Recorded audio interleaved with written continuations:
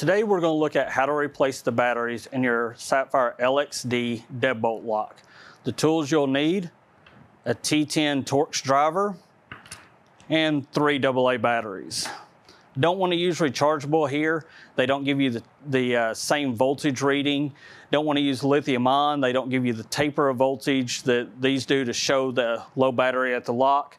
So let's look at how to replace this. We've got our Saffire LXD here.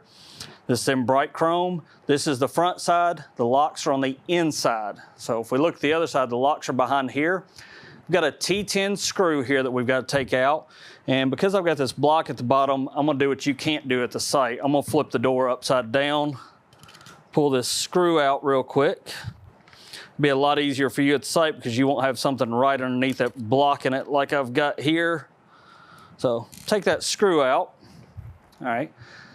Now I can take and pop this cover off, and you see my batteries here. And take something just to help me kind of pry them out. Take these 3 AA batteries out. You're going to want to dispose of these properly. Take your new batteries, put them in the housing,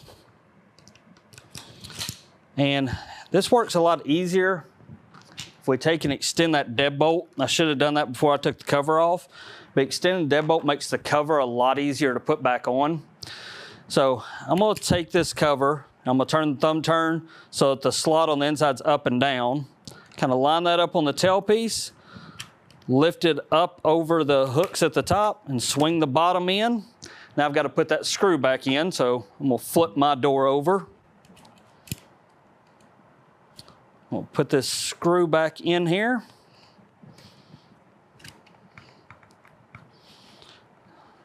Tighten it down. Again, that's a T10 Torx.